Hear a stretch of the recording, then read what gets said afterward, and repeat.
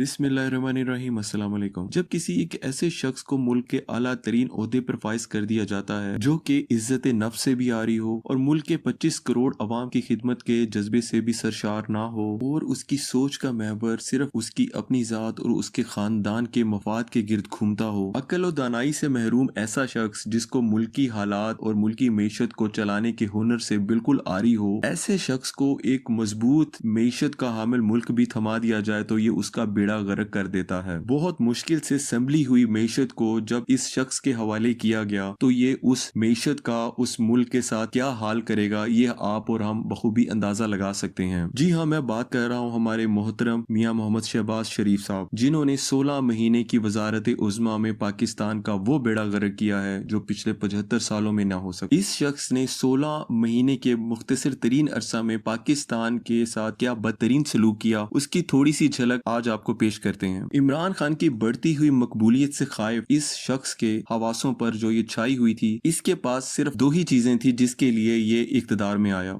एक पहली चीज अपने ऊपर बदअनवानी और करप्शन के लातादाद केसेस उनको माफ करवाना मकसूद था। दूसरा, इमरान खान और उसकी बढ़ती हुई मकबूलियत अवाम की जड़ों के अंदर जो बैठ गई थी उसको किस तरीके से तोड़ना है, पीटीआई को किस तरीके से खत्म करना है, इसी मकसद के तहत ये इख्तिदार में आया। जिस दिन इस करप्ट शख्स पर फर्द जुर्म आयद होनी थी उस दिन ये वजारत उज़्मा का हलफ उठा रहा था। हमारे मुल्क के कानून और सिस्टम की बदकिस्मती यहीं से पूरी दुनिया को अया हो जाती है। हलफ उठाते ही इसने अपनी तमाम तवज्जो मरकूज की अपने ऊपर बने हुए करप्शन के लातादाद केसेस पर। उसको किस तरीके से खत्म करना है इसके लिए इसने अपनी कमर बांध ली, जबकि दूसरी तरफ अवाम बदहाल होकर बुरी मेशत का इस तरीके से शिकार थी कि वो अपनी जिंदगी की जरूरियात को पूरी करने के लिए लाचार और बेबसी में घिरे हुए थे। इस शख्स ने मोहसिन पाकिस्तान इमरान खान, जिसने सियासत में ना होते हुए पाकिस्तान को कैंसर हॉस्पिटल जैसे एक बड़े मूजी मर्ज के इलाज के लिए कैंसर हॉस्पिटल का तोहफा दिया, उस पर कातलाना हमले करवाए, 200 से ज्यादा केसेस उस पे करवाए, 2 बार जेल उसको भेजा, बदतरीन हालात में उसको कैद किया, उसको जिस हालात में रखा हुआ ये हम सबको अया है। बेहतरीन जर्नलिस्ट जो कि इस मुल्क की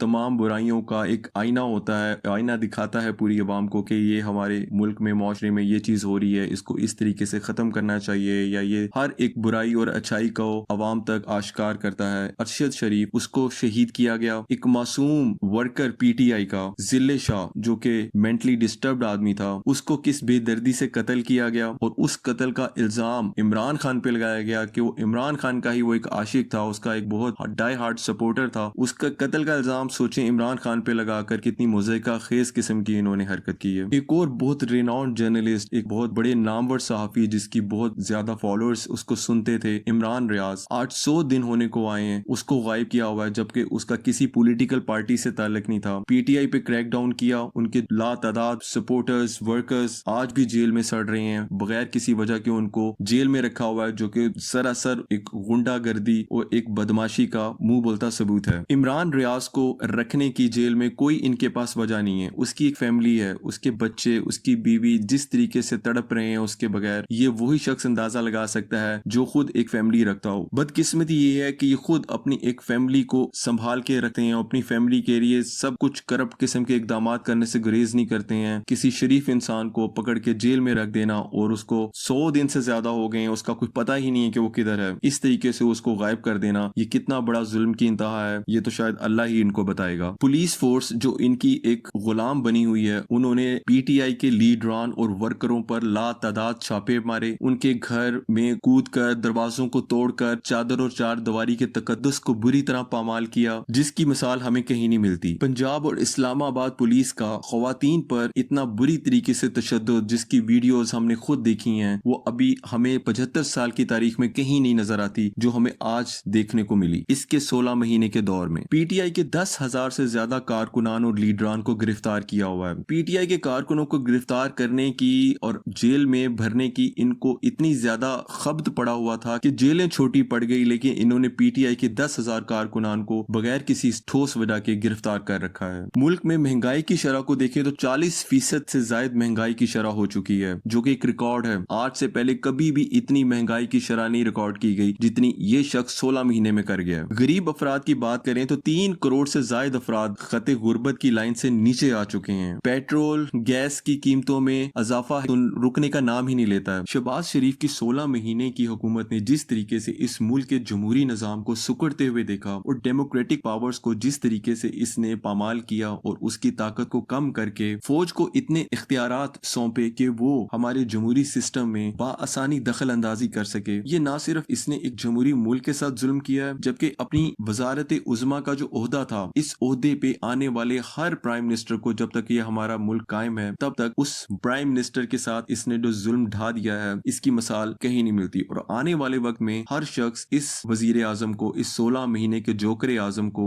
याद करके कोसा करेगा कि इसने मुल्क के साथ बहुत सख्त ज्यादती कर डाली। कौमी असम्बली के अवान में आखिरी 18 दिनों में इस शख्स ने 27 बिल मंजूर करवाए और इतनी उजलत से इन तमाम बिल को मंजूर किया गया कि कौमी असम्बली के फ्लोर पर पार्लियामेंटेरियंस ने इस बिल को पढ़े बगैर मंजूर किया, जिससे ये वाज़िया होता है कि इन्होंने बिल को बहुत उजलत में और जल्दी में मंजूर किया, जो कि पार्लियामेंटेरियन और कौमी असम्बली के मेंबर्स के हकूक के भी ऊपर सवालिया निशान है। इनके अपने एक लीडर हैं PMLN के Shahid Khaqan Abbasi, former prime minister, उन्होंने यहाँ तक कह दिया कि ये असम्बली तारीख की बदतरीन असम्बली थी। इन बिलों में सबसे ज्यादा काबिल जिक्र सरकारी राज तरमीमी bill 2023, Pakistan electronic media regulatory authority PEMRA bill, साफियों और मीडिया प्रोफेशनल्स के तहफ़्फ़ुज़ के तरमीमी बिल 2023 और कौमी कमीशन बराए अक़लियती एक्ट 2023 के बिल शामिल हैं। यहाँ एक और बात बताते जाएं कि एक सख्त कानून साजी के तौर पर सरकारी राजों का बिल 1 अगस्त को उसकी असल शक्ल में मंजूर किया गया था, और जब मीडिया और सियासी जमातों और इवन इनके इत्तेहादियों ने इस बिल पर थोड़ा सा अपने तहफ़्फ़ुज़ात का इजहार किया तो बाज़ शकों में तरमीम कर दी गई, जो कि इस नाअहल हुकूमत का मुंह बोलता सबूत है। इस बिल में सोशल नेटवर्क्स पर भी फौज की गिरफ्त को वसी करने की कोशिश की गई। अगर ये समझा जाता है कि ये मेयारात के खिलाफ है। कहा जाता है कि तमाम किस्म की जदीद मौसलात और डिजिटल प्लेटफॉर्म्स कानून के दायरे में शामिल किए गए हैं। मिसाल के तौर पर ब्लॉगर्स और व्लॉगर्स और यूट्यूब के जो भी वीडियोस बनाते हैं वो अब तक अछूत समझे जाते थे। अगर वो तयशुदा असूलों के मुताबिक इनहराफ करते हैं तो इन्हें इसकी बिल के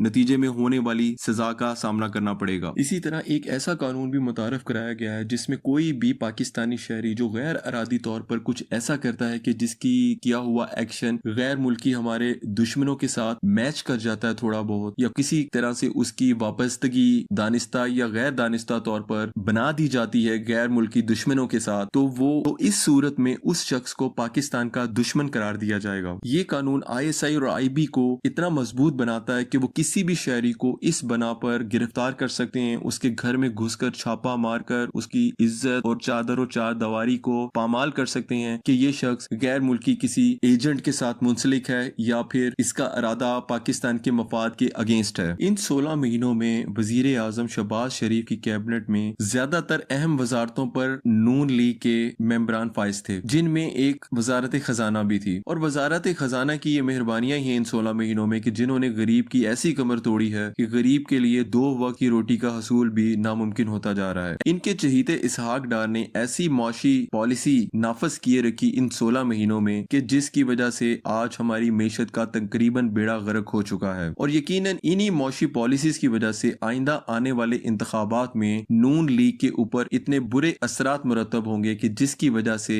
ये लोग इंतखाबात से इतना डर रहे हैं कि जितना इसको डिले कर सकते हैं वो इसको डिले करेंगे। और इंतखाबात में ताखीर की एक सबसे बड़ी वजह यह है कि ये अहमक समझते हैं कि वक्त के साथ साथ पाकिस्तान के 25 करोड़ अवाम इनकी की गई 16 महीनों के मजालम और मौशी बदहाली को लोग भूल जाएंगे, और जब एक अरसे के बाद इंतखाबात होंगे तो ये अस्सिरनो एक नए अज़म से एक नए ख्वाब दिखा के एक नया ढंडोरा पीटते हुए इंतखाबात में दाखिल होंगे और अवाम को एक मरतबा फिर बेवकूफ और बुद्धू बनाने के लिए अपनी सरतोड़ कोशिश करेंगे, जो कि इस जमात का पिछले 36 साल से वतीरा रहा है। शहबाज शरीफ की बुज़दिल कैबिनेट ने इस तरीके की आजी के साथ गैरिजन की रिट के आगे हथियार डाले हैं कि जिससे हर शहरी की आजादी को काफी हद तक मुतासर करने में इनका एक किरदार हमेशा याद रखा जाएगा। इसी में एक कारनामा इनका ये है कि स्पेशल इन्वेस्टमेंट फैसिलिटेशन काउंसिल के तहत खुद मुख्तारी को खत्म करना, गैर मुल्की सरमायाकारी और इक्तसादी वजारतों की वसी रेंज को संभालने के लिए आइन से बाला अदारों की तश्कील, तमाम कुदरती वसाइल ज़रूरी जमीनों मादनियात पानी बिजली तवानाई IT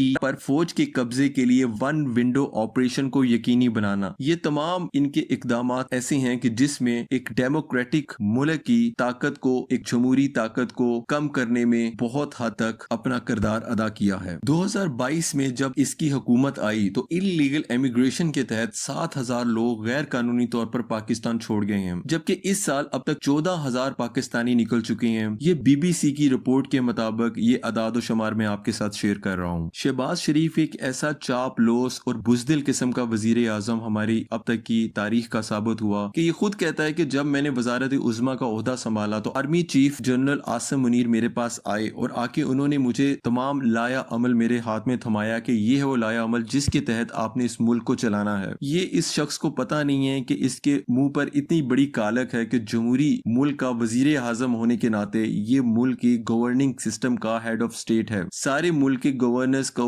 हेड ये करता है, चीफ एग्जीक्यूटिव वजीर आजम होता है, और वजीर आजम होते हुए ये आर्मी चीफ को, हमारी मुकद्दस फौज को इन कामों पे घसीट रहा है कि वो मुल्क की अमूर को चलाने के लिए इसे डिक्टेट करें और इसको बताएं। ये वो शख्स है जिसने खुद अपने हाथों से अपने मुंह पे कालक मल के 16 महीने में अवाम को तिगनी का नाच तो नचाया है, लेकिन खुद भी ऐसा नाचा है कि सारी दुनिया में इसके किस्से नहायत शर्मिंदगी का बायस बनते हैं हर पाकिस्तानी के लिए। मेरी खुदा से दुआ है कि अल्लाह ताला हमारे मुल्क के, हमारे इस अजीज वतन को इस किस्म के जोकर आजम से हमेशा महफूज रखे, जिसको ना अपनी इज्जत और नामूस का ख्याल है, ना ओहदे की एक इज्जत का पास है, ना 25 करोड़ अवाम की बदहाली की इसको कोई ख्याल है। इसको अगर ख्याल है तो सिर्फ और सिर्फ अपनी जात से जुड़ी हुई चीजों का, अपने खानदान के एहसासों का, और मुल्क जाता है तो जाए भाड़ में। इसने सिर्फ अपनी सियासत चमकानी है, अपनी वजारत उज़्मा एंजॉय करनी है। इसने चापलूसी और गुलामी की हदों को पार करने का जो हुनर है इसके पास, उसके तहत इसने मुल्क के आला तरीन ओहदे पर फायज होकर मुल्क को जिस तरह बैंड बजाई है ये हम लोग अच्छी तरह जानते हैं। अल्लाह ताला से दुआ है कि अल्लाह ताला हम सबको बेहतरीन फैसले करने की हिम्मत और तौफीक अता फरमाए। फी अमान अल्लाह।